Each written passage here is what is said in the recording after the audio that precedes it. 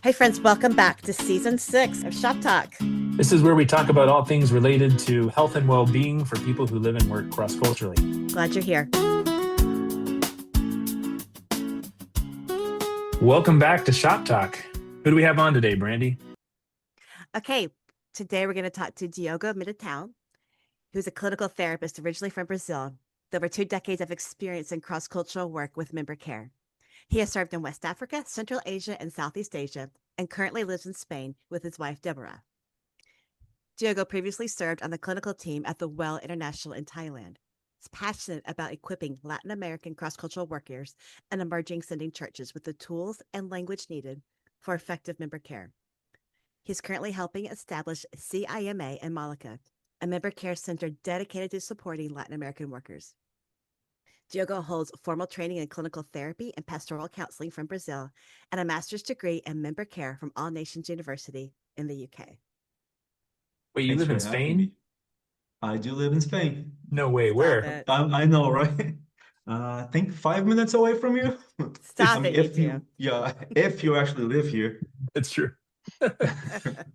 We literally you two live 5 actually minutes from each other and have have y'all seen never each seen other each face other. to face? No. Oh, okay. We've seen each other face to face. In Thailand and in Dallas. Yes, in Thailand and in Dallas, but not here. Not here. That's That's sad, It actually. is sad. It is. We'll get better. Or Well, I I'm don't know. I'm super excited to have Diogo here just because as I was doing my own research and looking at the numbers, there's about 455,000 cross-cultural workers around the world sent from places to other places. And now about 40% of those are actually coming from the global south. So I think this is, an incredible opportunity, but also something in the care world we really need to be paying attention to as we support and equip and our colleagues from the global south who are really the engine that is now driving the train for cross-cultural workers. Yeah. I was just wondering that, Amen to James, that. what the percentages are. So thanks for that. I know people keep asking me about the numbers. I don't know. I don't know. I know it's a bunch of us going. That's the technical term of it. Diogo, how did you get started in this work?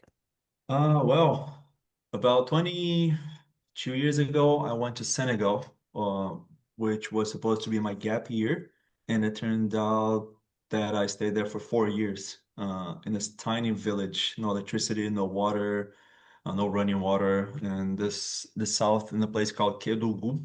And that's when, hey, I actually like this mission work. So we were doing a lot of community development, just being with the people relationally and just staying there. Go back to Brazil, I think that I dropped out of engineering school just to go to this gap year, and it changed my life. So I go to Brazil. Hey, actually, I want to do psychology. I think that I want to do something else besides engineering with psychology. But I never thought that mental health and missions could be a thing. And we can talk more about this later, maybe about theology of suffering in South America, how we're supposed to just keep going. So why would I mean, if I'm feeling anything, if I'm feeling even discouraged, it's because in sin, right? Or I'm not doing what I'm supposed to. Just suck it up and move on.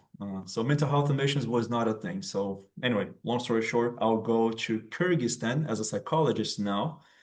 But for me, it was just a way for me to get a visa, so I don't have to rely on a religious visa, right?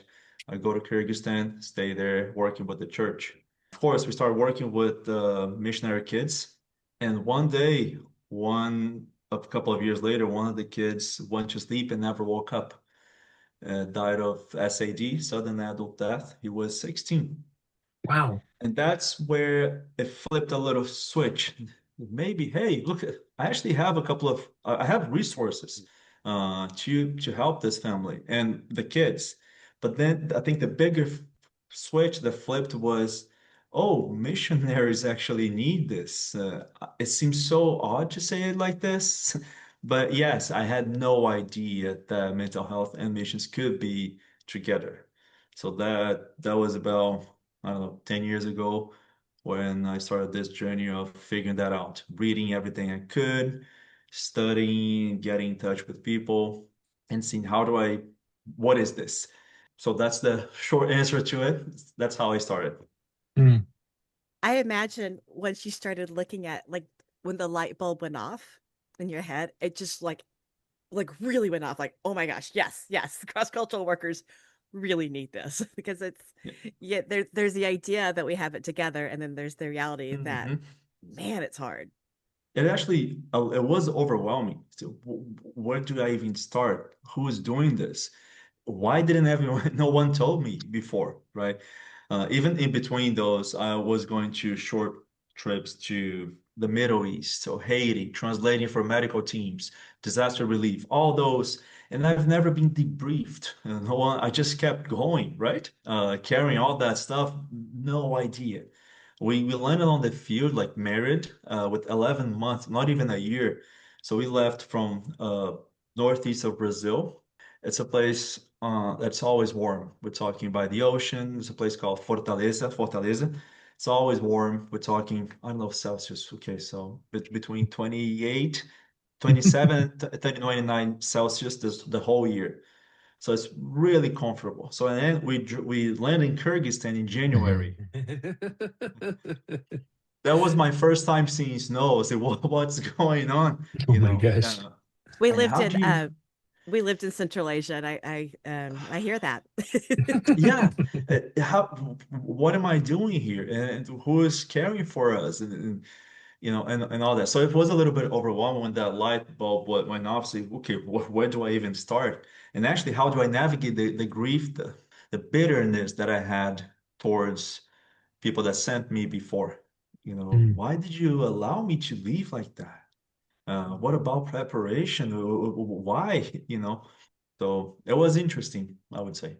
I would imagine that's probably a lot of a similar experience for people coming from the global south. There's not as perhaps available training and preparation and cross-cultural work, and there's not the traditional sending agencies are just so different in the global south than they are in the traditionally old sending countries. Yeah, for sure. I think that, as you said, there's a lot of the global South workers leaving, but there is not a lot of structure behind Right. it. So our attrition numbers are really, really high. And the main thing is that, hey, we'll figure it out as we go. And there's this term in Brazilian Portuguese called jeitinho brasileiro. That's basically, it translates like Brazilian way of life, Mm. which is really, oh, the Brazilians, that the gingado, the way that we move around and how we can be flexible. So that it's kind of, I would say, it's a loose attachment to rules and Yeah. structure that can make us highly flexible, highly adaptable, and Right. really hard to work with. So so if you want to start a member care program, Right. okay, so I need you to at least come for those debriefing sessions, right? I need you, first term, you're gonna be like this, you're gonna come out. No, no one wants it. Sure, whenever, it's kind of, it gets tricky because we cannot. So I see that talking with friends from not the global north, right? The old sending countries, they have all the structures, all the Yeah. people, all the hierarchy and all. And member care can get lost in the way because there's so many levels of it that Right. makes inaccessible to the worker on the field. And the global south workers go to the opposite direction. It's so loose that it gets inaccessible to the worker on the field. Who do I go to if I'm in distress, right? If Yeah. I'm going through a crisis, I don't know because there's no systems in place. So the biggest thing right now that I'm going through and trying to figure out how to help Latin American church and sending agencies is, how do you create a system, a structure Mm. that also respects the organic side of it? Yeah, because I see it. I think particularly some of those cultural uniqueness to Brazilian culture can be a huge benefit, right? Hmm. In being Hmm. adaptable and flexible and possibly closer connected to the context they're going to live and serve in is some of these really big ways. But it sounds like there's also some challenges to helping create enough structure that the help is accessible and Yeah, actually yeah. reached out. Are there stigmas or barriers between asking for help as well? Does that trickle back to the supporting church? Is that a part of the story as well? Um, yes. Well, what I mean by that is that there is still maybe an attachment to a way of doing missions that Oh was yeah, inherited, right? That sure. means that a true missionary would be the one, first of all, planting church planting ministry. Secondly, you gotta be in Asia, in Africa, first of all.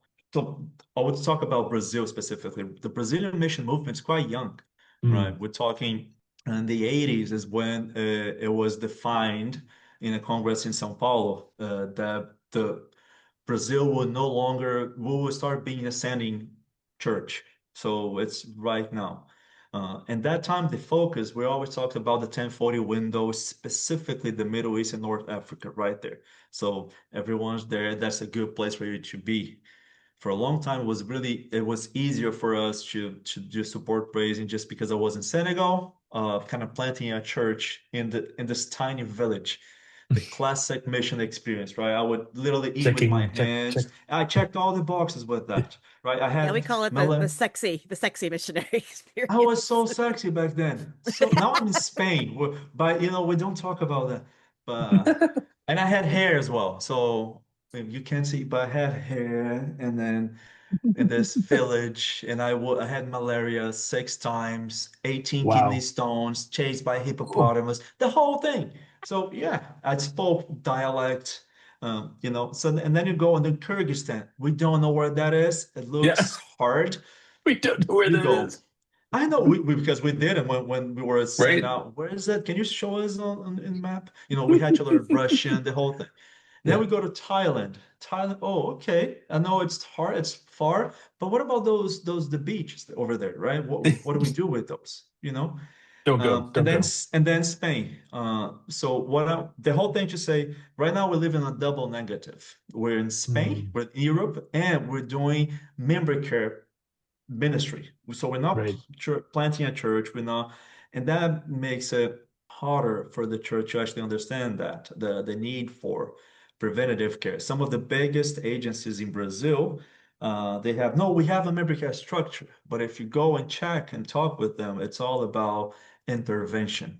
We Right. have lawyers in place to help with with divorce. We have hospitals, we Oh, have psych wards, that kind of stuff. So it's made to remove you from the yeah. field and care for you, rather than actually, hey, how do we help you thrive and prosper rather than just survive? Uh, so, Yeah, so yeah. it's like their model is helping people once they get to the breaking point. And you're Mhm. you're trying to like encourage and educate people that we have models that can help people thrive Yeah, and actually, thrive and do this work longer. and that's actually much more expensive in every single way to help to wait for them to break before we help, right? Uh, yeah. And I mean, you think about where we're called and equipped to live these lives of like flourishing and the flourishing embodiment of who Christ is. And so we're not called to fall apart and then crawl back home and Mhm. hopefully get our pieces put back together in some semblance of normal again. Or So not. This could be a long conversation if you go into theology of suffering, right? How we're risk and suffering, where we go. The thing is that there is a familiarity with scarcity, Hmm. and improvisation, right? Coming from the global south. When talking about sending a family from Brazil versus sending a family from the US, so different. The needs, the salary, and everything what we need, uh, Expectations. expectations. So we're used to improvise and all, so we can get, and that makes it tricky actually to know, am I supposed to be, is this suffering, or what do I do with this? Is this part of it, or should I call for help? You know, Mm, uh, it kind of it gets uh, we have a relationship with suffering that's part of it, but that makes because of that, and it makes it harder for us to gauge how bad is it's going. right. And because of that as well, memory care providers, are you supposed to be, making sure that the workers are happy and feeling good. So no, they're supposed to be suffering. No, we're not talking about the member care provider to remove all the suffering.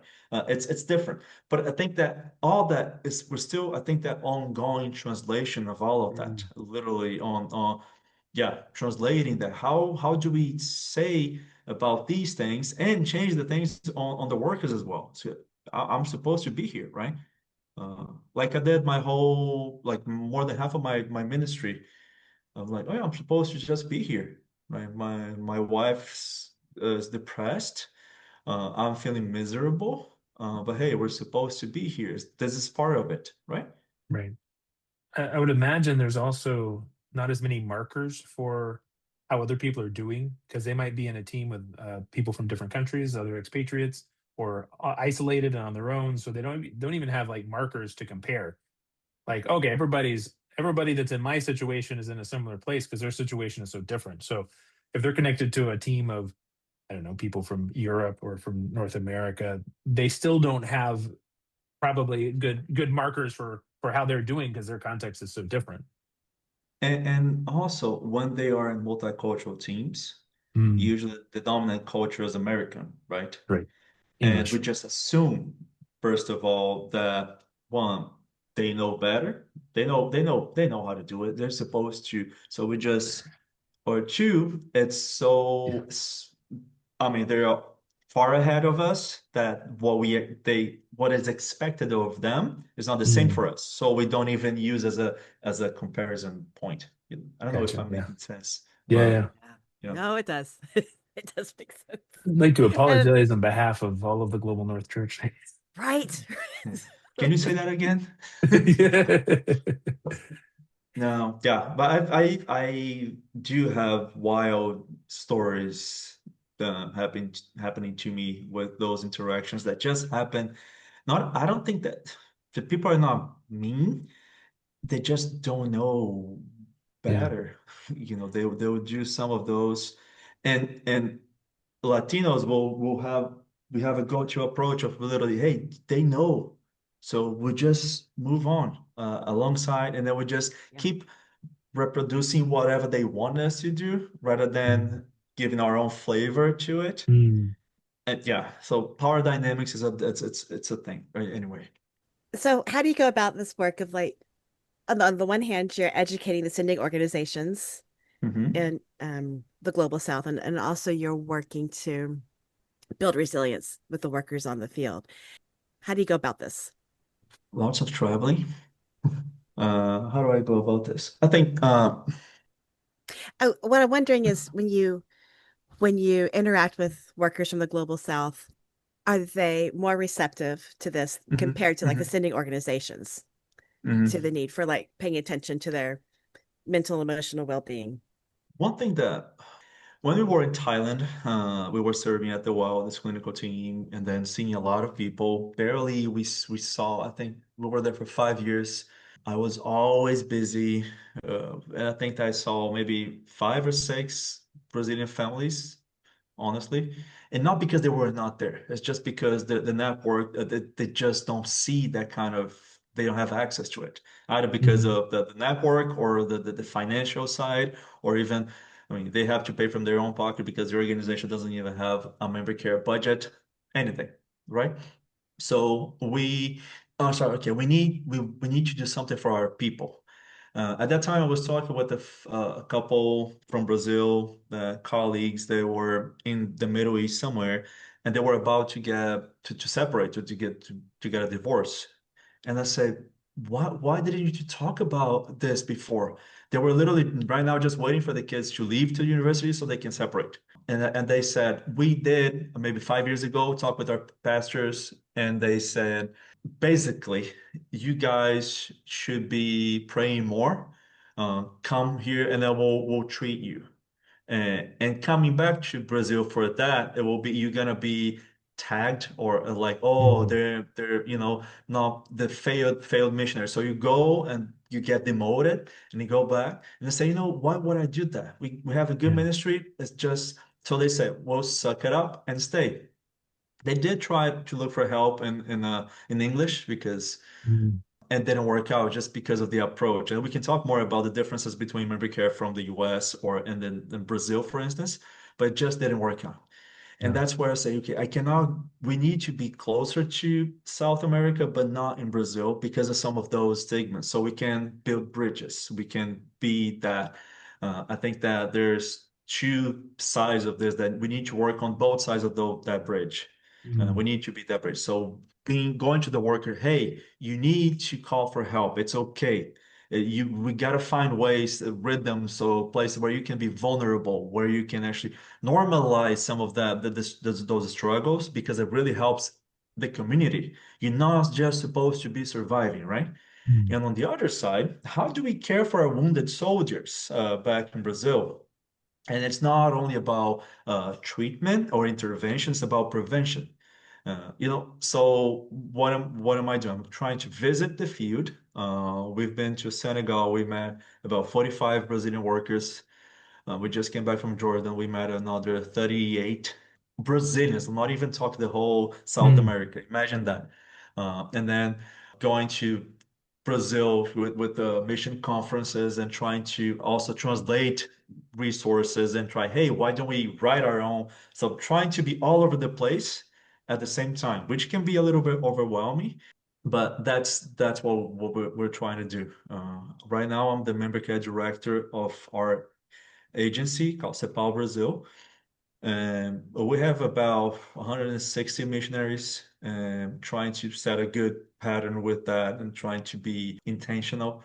And through that, kind of spread out a little bit through the churches and pastors. And I'd love for you to talk a little bit about those differences in kind of what staff care looks like for Brazilians, at least in your context, or Latinos more broadly, and maybe even some of the differences between what it looks like in the West. I think it'd be super helpful. one of the big things is that the whole relational aspect, right? When I was working at this clinic that was really American, Hmm. I remember that it's such a litigious society that everyone's afraid of being sued and all, and that you have to be by the book and you have all the reports and all that, right? And because of that, it becomes too sterile, like a hospital, really Yeah, clinical, really detached. right. Even if you're doing soul care, but it's still there's only so much. No touch, no hugging, no you can there's a feel it feels that tension. So when I remember that when I was seeing someone from Brazil doing that, it was really odd for me when they came to hug me. What am I supposed to be doing here? What I'm it's just because of the distance of it. So what am I trying to say? The big thing for me, that those two, is that the memory care from the West, I would say, like it's highly clinical, highly professional, and specialized. Okay, if you have a problem like this, or that, you have someone that will take care of it and that will fix me and it will be good. As long as I have the money to pay for it or a good supporting church to do it, right? Whereas from the global south, the Latinos, you have the relational aspect of it, the whole thing about it's not only the clinical, the one-on-one individual is not the only way to do memory care. There's something they call the ministry of the presence of being there, checking over WhatsApp. Oh yeah, WhatsApp is a big deal for Latin America, right? It's actually going, hey, what about your church and your family? And think about extended family. It kind of goes beyond just because of those things. And I understand that actually a lot of the spiritual side, a lot of the mental health gets mixed together, and you cannot just separate the clinical from the spiritual from. So I think that's highly holistic. Yeah, So for if me. someone from the global south experiences counseling or member care from a Western perspective, which can be more sterile and clinical, like what does that do to them? Okay, we had someone that we visited recently. I would say she was born in Brazil, but I think she lived in the US for so long, for over half of her life, that she's pretty American. Like she's been in the US for over 40 years, right?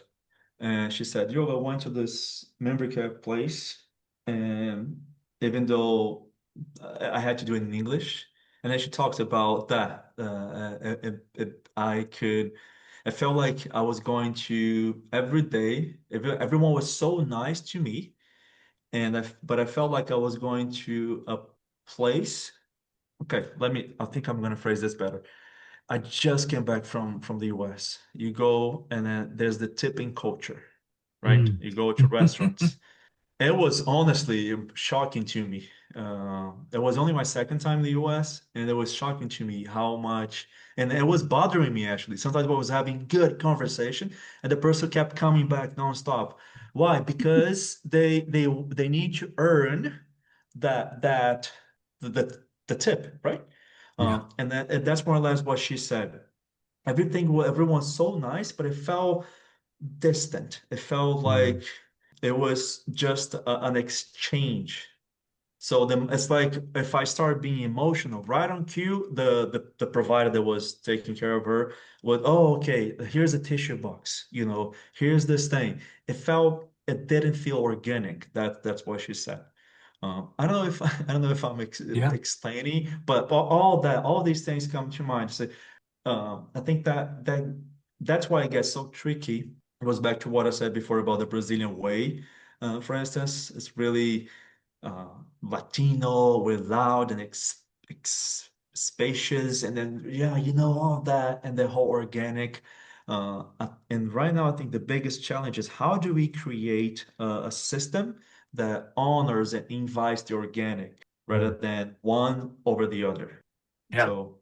It makes a ton of sense. And I think often there's just those misses are happening because whoever that provider was in your example, right, doesn't understand the culture, Mhm. right? So what do you think the solution is? Like, what's the way forward? I think first of all, it's not about even though we're about the numbers, right? 40% of the globe from the global south. It's not about replacement, not at all. Right. So how do we walk alongside? How do we recognize these things? Once a long time ago, I had a discussion with this fellow from the US. That he said he's a little bit older. He were in this thing, and he said, "Yeah, you guys don't want to be mentored, right? That's why we don't go anywhere." Something like that. And I remember that I got really triggered by that. So what do you mean by that? What is it that you feel like mentoring is? Because if it's Mm. for someone to just keep doing what you did the way you did and just say yes, sir, that there's something off. But if we're talking about walking alongside where you recognize what I can bring to the table and you can enhance that and you challenge and then we walk alongside, that's different. So I think that moving from fixing to listening that can help a lot because with that we recognize some of the hidden power dynamics. Mm. When case in point, we came here, we have our team here in Spain, and every year we have a team retreat and we go to this hotel. It's a nice place, it works well, but it's expensive for our budget because we don't have a ministry budget separate from our own day to day. It doesn't work like that. And then we said, okay, we went to the first one. I said, okay, I cannot spend half of my rent money to go to a retreat. That just doesn't work. And I Yeah. said, why is it that we're doing this? Oh, because we always did. I said, good for you. I love the team. It's good to be there, but no one ever challenged them on that. Because so there's the hidden power dynamics on English fluency or credentials or passports or funding access, some of that. I think that another thing, inviting Latino leadership, going back to the mentoring thing, right? Don't just include the labor, but include the voice of it, the execution. I think when we were in the mental health missions this past fall, we talked about an analogy of we don't just want we love that we have been invited to the table, Yeah. but would love to be invited to the kitchen. Well, let's Mm. make just, let's prepare the meal together. Or even Yeah. better, depending on where you are, let's go to the market, buy the stuff together. And I think Yes. that for me is a way forward on collaboration. How do we, yeah. I think as an American, I can say we like being in charge. We like being the ones who have it figured out. And yeah, I could just see that rub there of us being like, well, hey, we've done this for a long time. We've Which been you've living for had, a long right? time. Right. But there can also be this posture of collaboration, a posture of listening first, which I think is greatly needed. I think one of the challenges is that well, because we're often talking about multicultural teams, is so much the expectation is about the culture everybody's going to. There's not always that attention more broadly of like, oh yeah, we're also needing to expand in our view of cross-cultural interaction to everybody that we're working with. And Mhm. this has long been an issue, even when we're talking about North Americans working with Europeans, but it's that kind of expanding of, oh yeah, we also need to be thinking cross-culturally as we are working as a team in addition to the place that we're living. Mhm. Malcolm Gladwell talks about like you need at least 30% of a minority in any group setting to begin to create a voice in organizational change. So it's also hard when, a lot of the cross-cultural teams I know of with Latinos have one or one couple. Mhm. Yep. So It's it's just really is it the hard. token? Like, Yeah. look at Well, no, I us. think it's growth. I don't think it's like a throwaway. I just think that's as far as they have gotten so far in terms of recruiting and connecting. And we do a lot of translation and literacy work. Like it's building those bridges because we're having to build bridges in two directions at the same time. And I just don't think there has often been a system for that. Like if I were to sum up kind of what you're talking about, Diogo, it sounds like being culturally aware as a Westerner, reducing the barriers, whether that's cost, like you talked about having a retreat that you can't afford, or and then inviting Latinos into leadership sounds like really three great kind of action points that organizations could grab hold of. Yes. Yeah. Like when you hear an accent, sometimes it can throw people off, right? It can Sure. come as no, I mean, you don't have the credentials or because you're not speaking, and then we assume that the poor accent. I'm saying as someone that has an accent and it carried that load for a long time, the burden for a Mhm. long time. Oh, I'm too young and I have this accent. What am I supposed? What am I even doing here? How am That's I right. being invited to the table, right? And some people actually do behave like that. Sometimes because I'm young, but I've started really young. So I've had the privilege and the opportunity to serve in different contexts for a long time and hard ones. So I've had workers that I had to see and then they say, who are you? And I had to throw my curriculum badge at them. Hey, no worries. I know what we're doing here.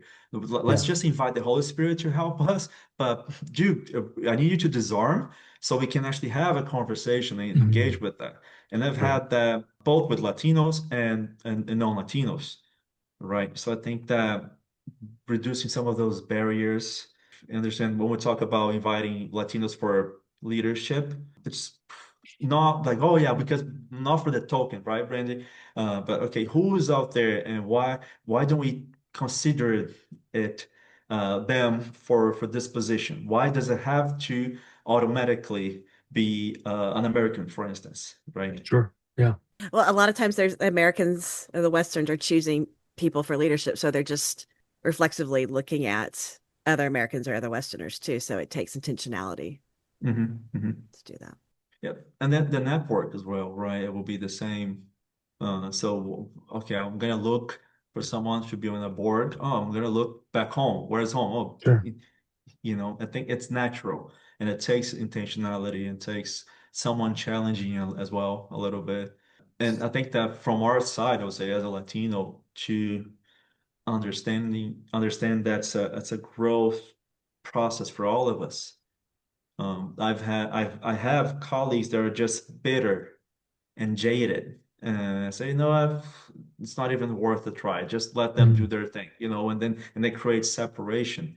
There's no grace, and I think that we need a little more grace in all of this. To build a bridge is pretty hard. It takes time, and Mhm. it requires grace. Yeah, I love that. Any other thoughts of resources that would be helpful, places to go for reading, for listening, for learning, conferences or gatherings that would be helpful for collaboration? Yeah, I'm gonna start with us.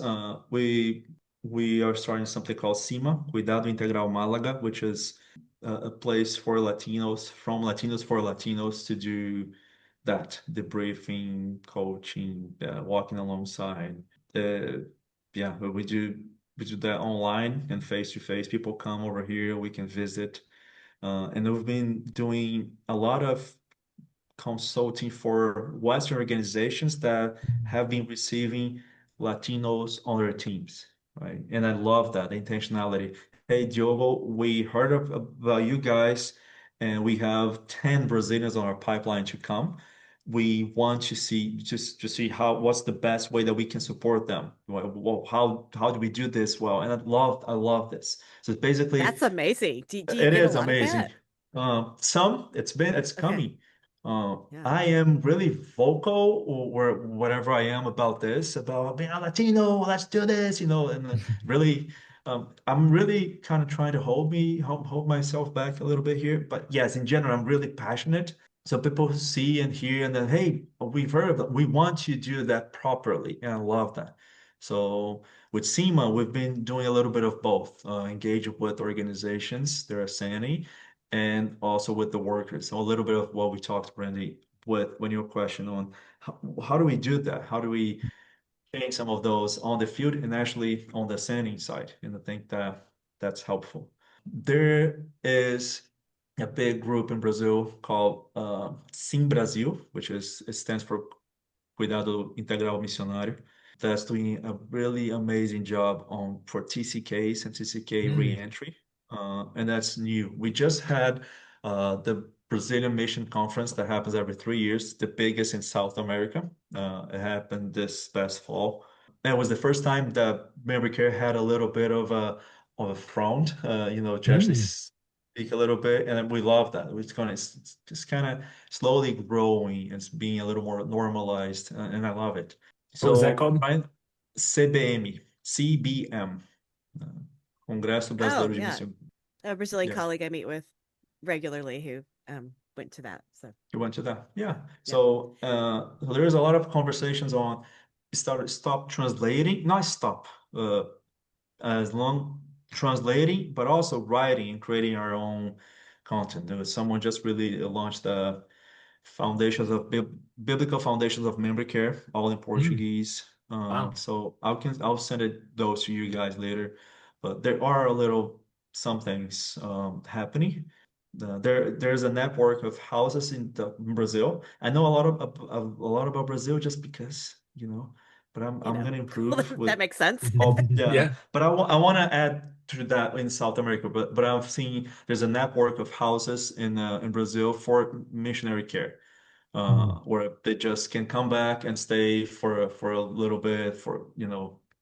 What we want to is equip those houses with training, at least, crisis debriefing or something, a little lay counseling, something like that, just to give them a little bit of, okay, how do I refer of what else is out there, So instead of just being a house for people to stay, what else can we do?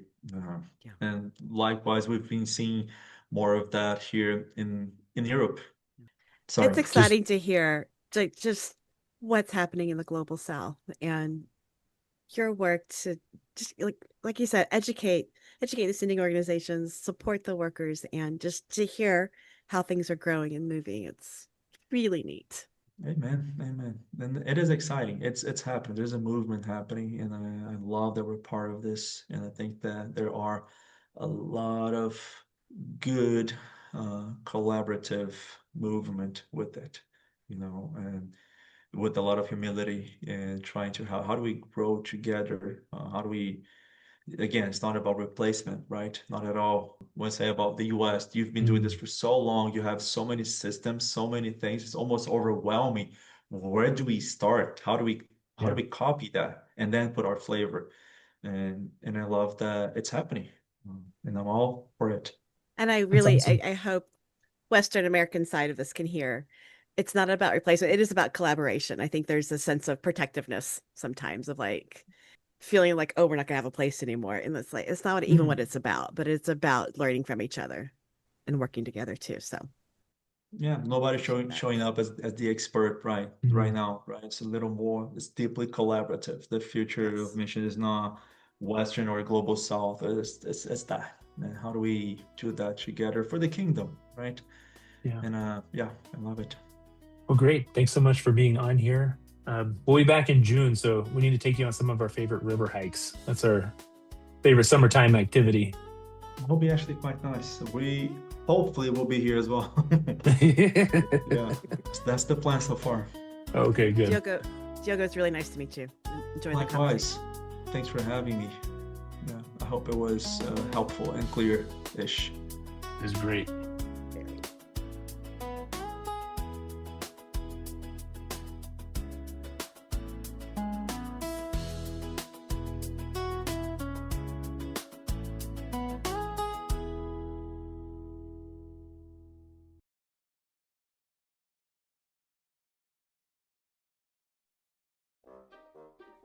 Have you had Brazilians before? You're the first. Look at me. Yay. Yeah. I should start collecting all the name tags that I've had over the years and places. You know, then they go, oh yeah, your office is right there, and then you go and it's it's something. But they It's they something. tried. Yeah, it's something. That's being generous. They try.